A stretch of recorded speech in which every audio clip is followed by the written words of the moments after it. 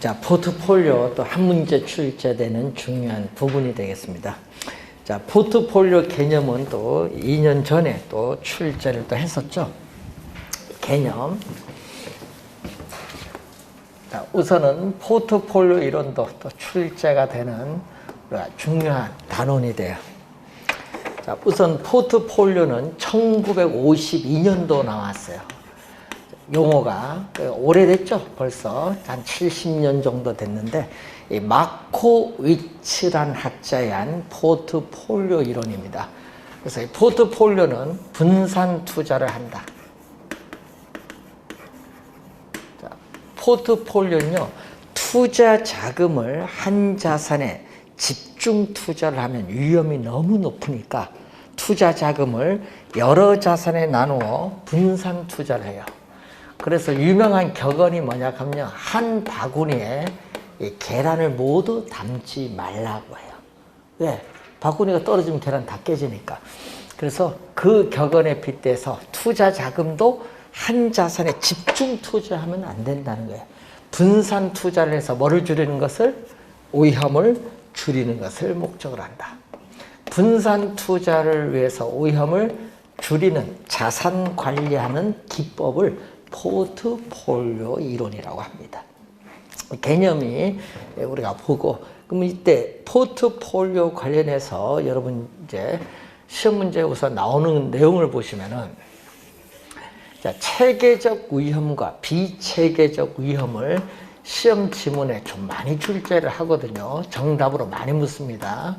자, 포트폴리오 위험이 나오고, 자, 여러분이 30회 시험도 그렇고요. 27회 시험도 똑같은 지문을 우리 묻는데, 이 포트폴리오, 우리가 구성하는 이 자산의 수입니다. 자, 이때 이런 형태로 가요.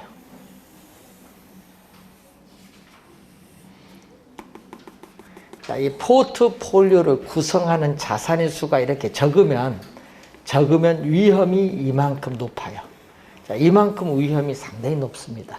이 위험을 포트폴리오에 따르는 총위험이라고 해요.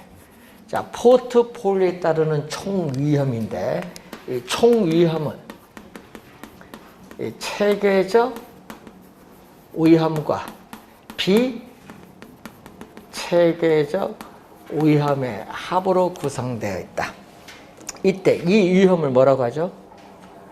이 위험을 비체계적 위험이라고 해요. 비체계적 위험. 자, 시험 문제에 27회 시험에 이렇게 나왔죠. 개별 부동산. 자, 여러분, 개별 부동산의 특성, 개별적인 부동산의 특성으로 야기되는 위험입니다. 그래서 투자 대상을 다양화시켜요. 다양화하여 분산 투자를 함으로써 우리는 피할 수 있는 비체계적 위험을 제거할 수 있다. 그래서 요거는 피할 수 있는 위험이다. 무슨 위험? 피할 수 있는 위험이기 때문에 제거할 수 있다. 그래서 항상 주의를 해야 될 것은 피할 수 있는 위험이라는 거.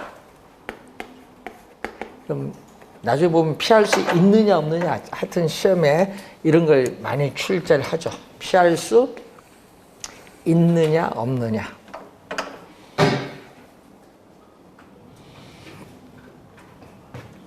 자, 그러면은 요 밑에 있는 위험은,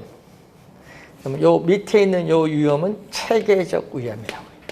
이 시장의 힘에 의해서 야기되는 위험. 자, 여러분, 시장의 힘에 의해서 야기되는 위험. 예를 들면은 인플레이션이 발생하거나 부동산 경기가 침체하거나 대출 금리가 인상되거나 이 시장에 존재하는 모든 부동산에 영향을 미칩니다. 시장에 존재하는 모든 부동산에 영향을 미치기 때문에 체계적 위험은 피할 수 없는 위험. 피할 수 없는 위험은 제거할 수가 있다 없다? 없어요. 제거가 불가능한 거예요. 여기는 뭐가 되냐 하면은 피할 수, 여기는 뭐다? 없는. 그러니까 요걸 시험에 내면요, 여기 있는 없는 여기 헷갈려서 자주 틀려요. 그리고 주의를 해야 될 부분은 비가 왔어요. 비가 와서 우산을 쓰면 비를 피할 수 있어요. 하여튼 하나만 정확히 암기해두면 돼요. 그럼 체계전, 비체계 반대라 이렇게 보시면 되겠습니다. 자, 시험 문제 많이 출제가 되는 용어예요. 체계적 위험, 비체계적 위험. 주의해 두시고, 자, 시험에 또 출제된 용어 갑니다. 포트폴리오를 구성하는 자산의 수가 많을수록 우리는 이렇게 통계적으로 뭐가 점점 줄어들어요?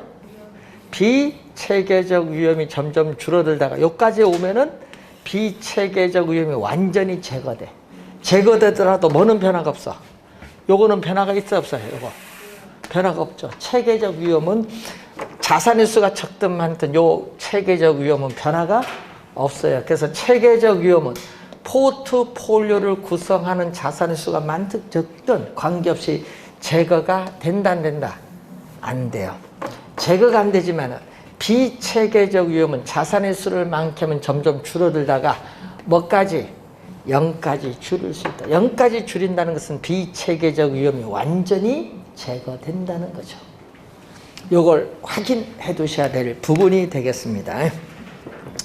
자, 그래서 270 우리가 6페이지 밑에서 세 번째, 자산의 수가 많으면 많을수록 비체계적 위험인데 비체계적 위험, 피할 수 있는 위험은 통계적으로 제거된다.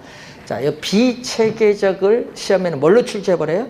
체계적 위험 이렇게 출제해버리죠. 말을 바꿔버립니다. 자, 그리고 맨 밑에 분산 효과, 여러분 분산 효과를 포트폴리오 효과입니다. 자, 여러분이 포트폴리오를 우리가 구성하는 자산의 수가 우리가 많아지면은 위험이 분산이 돼요. 분산, 위험을 줄이는 효과가 있다. 이런 얘기입니다. 자, 그리고 277페이지 포트폴리오를 구성하는 자산의 수가 아무리 많다고 해도 체계적 위험은 제거되지 않는다. 피할 수 없는 위험인 체계적 위험은 제거가 불가능합니다.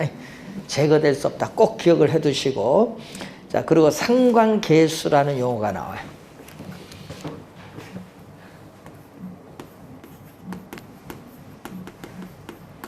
상관계수는 포트폴리오를 구성하는 두 자산, 예를 들면 뭐 아파트, 뭐 빌라, 뭐 이런 식으로 포트폴리오를 구성하는 두 자산 간에 뭐를 나타내냐? 수익률의 움직임을 나타내. 그래서 시험 지문에, 그러면 시험 지문에 수익률의 움직임, 변동이라는 지문이 나왔어요.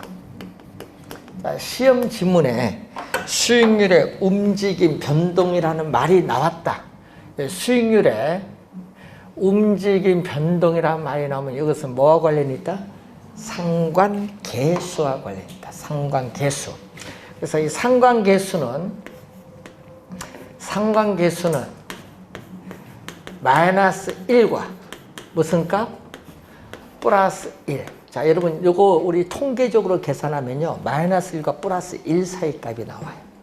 이때 마이너스 1일 때는 그러면 극단적이죠. 여러분이 이걸 완전자를 앞에 붙이면 돼요. 완전한 마이너스니까 완전한 음의 상관관계라고 해요. 자, 그럼 마이너스일 때는 완전한 음의 상관관계인데 이때 마이너스 1이 되면요, 포트폴리오를 구성하는 자산, 이 자산의 구성 비율을 조정을 합니다. 조정을 하면은 피할 수 있는 위험인 비체계적 위험을 0까지 줄일 수 있다. 0까지 줄인다는 건 비체계적 위험을 완전히 제거가 가능하다. 자, 플러스 1일 때는 어떻게 돼요? 자, 플러스 1일 때는 이때는 또 완전한 이때는 플러스니까 양의 상관관계라고 하죠. 완전한 양의 상관관계. 이때는 포트폴리오를 구성하여도 피할 수 있는 위험인 비체계적 위험은 제거가 불가능하다. 제거가 불가능하기 때문에 위험 분산 효과. 위험 분산 효과를 다른 말로 포트폴리오 효과인데 포트폴리오 효과가 전혀 없다는 거야. 여기는 극단적인 경우 지문 좀 주의를 해두시면서 그럼 어느 쪽이 좋아요? 플러스 1로 가까이 갈수록 좋을까요? 마이너스 1로 가까이 갈수록 좋아요? 마이너스 1쪽, 비체계적이면 제로로 가니까. 그래서 포트폴리오를 구성을 하게 되면은 비체계적 위험이 완전히 제거될 수 있는 마이너스 1로 갈수록 좋아요. 마이너스 1로 갈수록 포트폴리오 효과. 포트폴리오 효과, 위험 분산 효과는 뭐다? 커집니다. 마이너스 1 갈수록 포트폴리오 효과는 커져요. 비체계적 위험이 0으로 가니까. 근데 플러스 1로 가면은 제거가 안 되죠. 비체계적 위험이 제거가 안 되니까 여기는 포트폴리오 효과, 위험 분산 효과는 점점 뭔가 작아진다. 포트폴리오 효과, 위험 분산 효과는 작아진다는 거예요. 그러니까 결국 저쪽 갈수록 좋은데 상관계수가 마이너스 값을 가질 수도 있고 상관계수가 플러스 값을 갖는데 마이너스 값을 갖느냐 플러스 값을 갖느냐, 이때는 포트폴리오를 구성하는 두 자산 간의 수익률의 움직임이 요거는 뭘로 변동한다? 반대. 수익률의 움직임이 반대로 변동해. 이러면 수익률의 움직임이 반대로 변동하면은 상관계수의 값은 마이너스로 가고, 이 수익률의 움직임이 같은 방향으로 변동한다. 같은 방향으로 변동하면 무슨 값? 플러스. 그 무슨 얘기인지 아세요? 반대로라는 의미는? 자, 여러분 두 개거든요, 자산. 그러면 한 자산의 수익률이 증가를 해요. 예를 들면 4%에서 5% 증가하면 다른 자산의 수익률은 7%에서 5% 이렇게 떨어져요. 한 자산의 수익률이 증가하면 다른 자산의 수익률은 감소해요. 그게 바로 반대로 변동한다, 이런 얘기예요. 그럼 같은 방향으로 변동한다는 건 어떤 얘기죠? 자, 한 자산의 수익률이 증가하면 또 다른 자산의 수익률도 뭐 한다? 증가하는 경우. 예? 이런 경우를 의미하는데, 그래서 여러분이 상관계수가 투자할 때는 상당히 중요합니다. 자, 여러분이 우리가 여름에 있죠. 여름에 우리 관련해서 올 겨울 같은 경우는 어떻게 돼요? 겨울에. 올 겨울에 뭐 추운 것도 아니고, 그렇죠? 예? 그러다 보니까 올 겨울에 뭐가 안 팔려요? 의류가 안 팔려요. 의류. 예? 추워야 무슨 따뜻한 옷이 팔릴 텐데 그 의류가 덜 팔렸다 하더라고요. 그런데 이렇게 해서 히터, 난방도 덜 팔려. 이런 거. 근데 난방 파는 회사와 무슨 회사, 의류 파는 회사, 그거 동시에 주식을 같이 사면요, 망해요. 위험폭이 더 커지거든요. 그래서 하나는 뭐다? 예? 계절에 관계없는 상품에 하나 투자하고 하나는 겨울에 유리한 상품 하나 투자하고, 이렇게 분산 투자를 좀 해야 된다. 그래서 수익률이 뭘로 변동한다? 반대로 변동하는 부동산. 수익률의 움직임이 반대로 변동하는 부동산에 분산 투자하는 것이 어떻게 포트폴리오 효과를 크게 하기 때문에 뭐다? 유리하다는 거야. 그 지문도 시험에 많이 출제를 하는 거죠.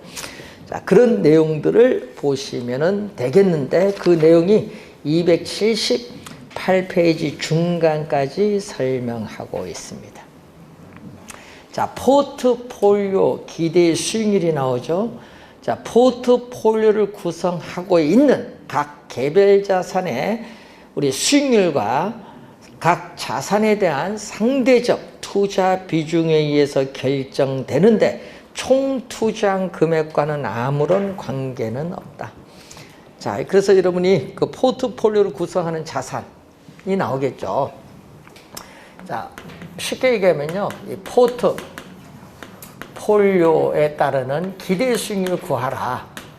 포트폴리오에 따른 기대 수익률을 구할 때는 포트폴리오 구하는데 아파트. 자, 아파트 수익률이 5%다. 이런 식으로. 그리고 상가 예상되는 수익률이 몇 프로? 7%다.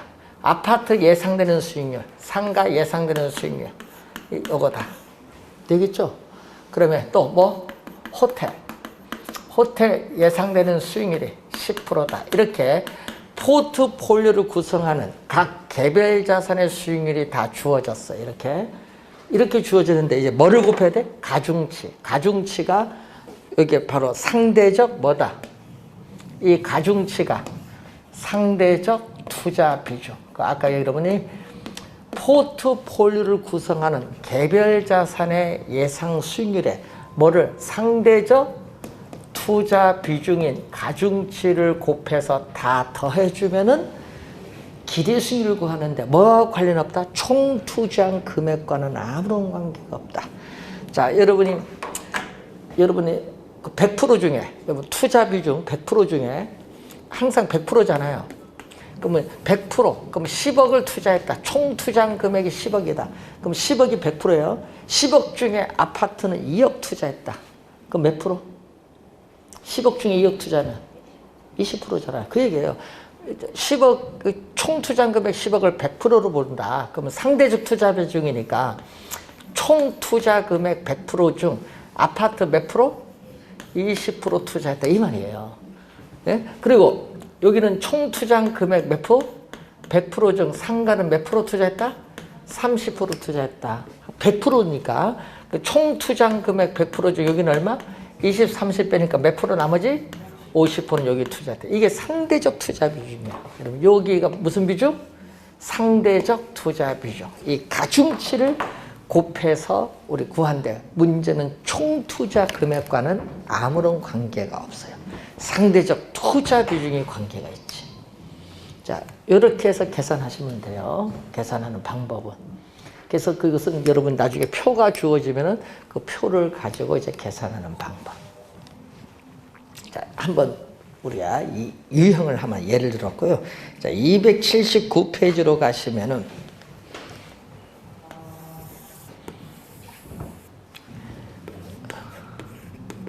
자, 오염을 측정하는 것은 뭐로 측정하죠? 표준 편차. 자, 오염 기대 수익률 평면에. 자, 여기서 이렇게 나와, 막 이렇게 나와.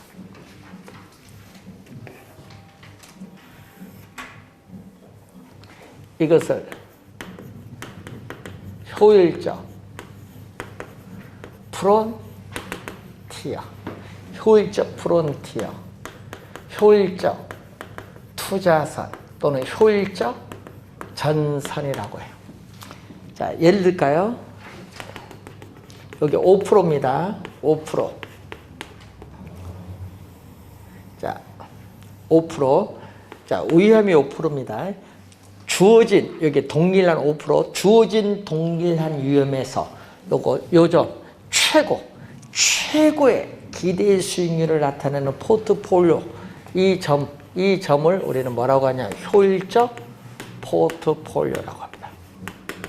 자, 효율적 포트폴리오라는 것은 주어진 동일한 위험에서 최고의 기대 수익률을 나타내는 포트폴리오다. 왜? 요 밑에만 선택이 가능하거든요. 요 선 위에는 선택이 불가능해. 그러니까 이게 최고죠. 위에 요 빨간 요 점선이죠. 이 점선은 선택 못 한다는 얘기예요. 예? 그러니까 주어진 5% 동일한 위험에서 이 점이 최고의 기대 수익률을 나타내는 포트폴리오인데 이런 점들을 이렇게 연결한 곡선을 효율적 프론티어, 효율적 투자선, 효율적 전선인데 효율적 프론티어는 뭐죠? 오른쪽 위로 올라갑니다.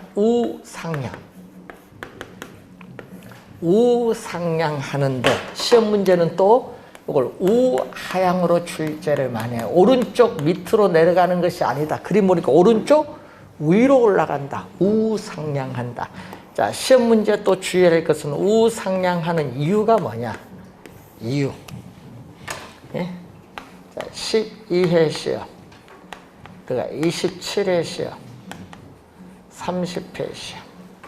우상향하는 이유가 뭐냐? 어떤 요거거든요. 우상향하는 이유는 자, 이 그림에서 이 5%일 때 여기 최고의 기대 수익률을 나타내는 포트폴리오거든요. 그럼 이보다 이 점보다 더 높은 수익률을 얻기 위해서는 투자자는 5%에서는 못 얻어요. 예, 여기 최고인데 이 점이. 요거보다 더 높은 수익률을 얻기 위해서는 투자자는 위험을 더 부담을 해야 돼. 그래야 어떻게 우상향, 위험이 높으니까 수익률도 더 높아지잖아요.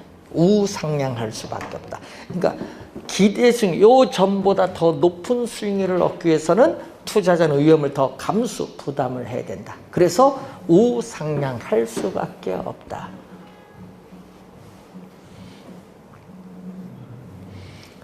자, 그러면은 이때 자 갑니다. 이 점을 우리는 E점이라고 할게요. 그럼 이 점은 D, 이 점을 D라고 한번 합니다. 자, 그러면 여기에 예를 들어서 5%, 여기가 9%다. 그럼 어떻게 돼요? 위험이 5%입니다. 동일하다. 위험이 동일할 때 기대 수익률이 낮은 D보다 기대 수익이 높은 E를 선택하죠. 두 점 비교할 땐 D보다 기대 수익이 높은 E를 선택해. 왜? 위험이 동일하니까. 이걸 뭐라고 했죠? 앞에서 지배의 원리.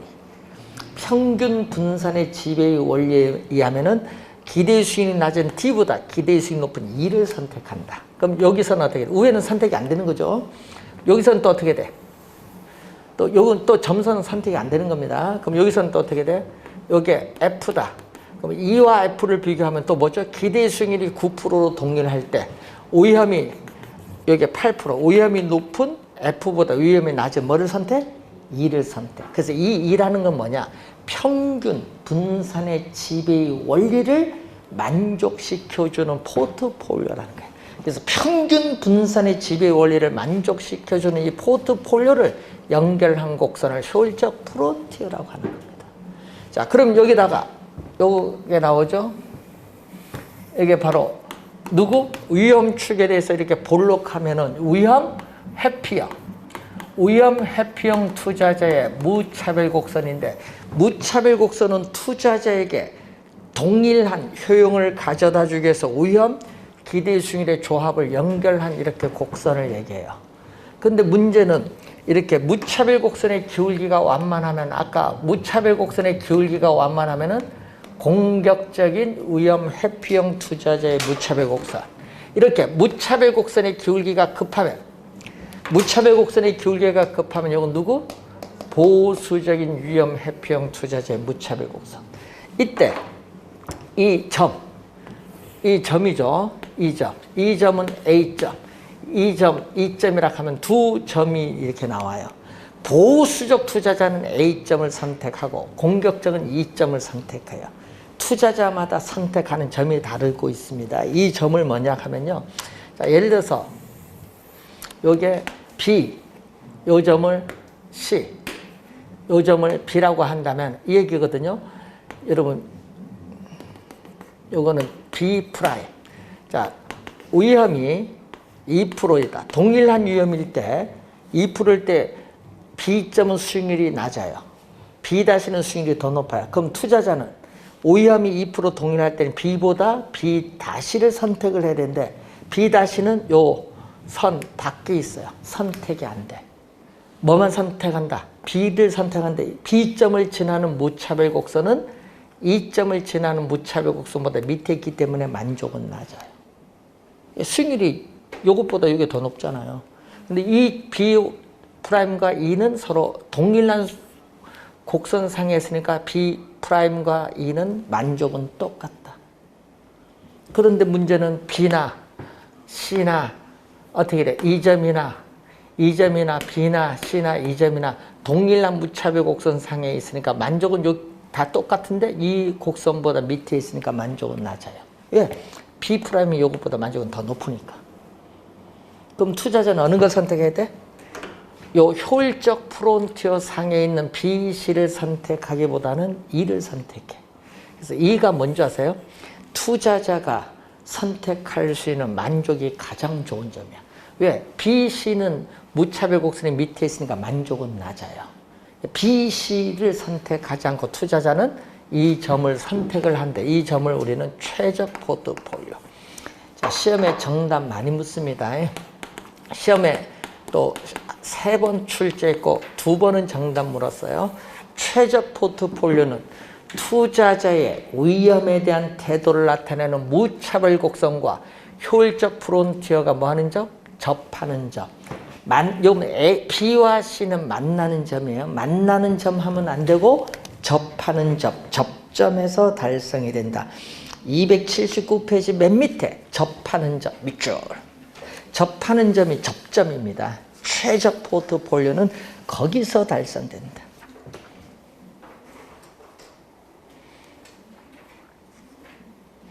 그게 중요한 지문, 시험에 많이 나오는 지문이죠. 3번 출제했습니다. 3번. 2번 정답 물었습니다. 자, 그럼 보세요. 보수적은 요게 최적 포트폴리오, 공격적은 요게 최적입니다. 그래서 한 투자자에게 최적인 포트폴리오는 다른 투자자는 이 점이 최적이 아니라 이 점이 최적이에요. 그래서 한 투자자에게 최적인 포트폴리오가 다른 투자자에게는 최적이 아닐 수도 있습니다. 그것은 뭐가 다르다? 무차별 곡선. 투자자들의 위험에 대한 태도를 나타내는 무차별 곡선이 서로 용 급하고 용 완만하잖아요. 서로 다르기 때문에 그래요. 무차별 곡선이 서로 다르다. 위험에 대한 태도를 나타내는 무차별 곡선이 서로 다르기 때문에 한 투자자에게 최적인 포트폴리오가 다른 투자자에게는 수도 있다는 그러한 내용이고, 자, 여러분 교재에 우리가 80페이지에 중간에 7번에 1번에 부동산 포트폴리오의 적용이 나오는데, 부동산은 지리적 위치가 고정되었을지라도 부동산에 있어서의 우리가 유형, 주거용 상업용, 유형별, 가격별, 지역별로 다양하게 부동산도 포트폴리오를 구성할 수 있어요. 포트폴리오를 구성함으로써 뭐를? 위험을 줄일 수 있다. 그 지문도 한 3번 출제했어요. 부동산 포트폴리오의 2번 한 개 바로 위에 지문, 그게 한 또 3번 출제 중 한 지문이 되겠습니다. 자, 포트폴리오 올해 한 문제 출제가 예상되는데 시험에 정답을 많이 묻는 게요.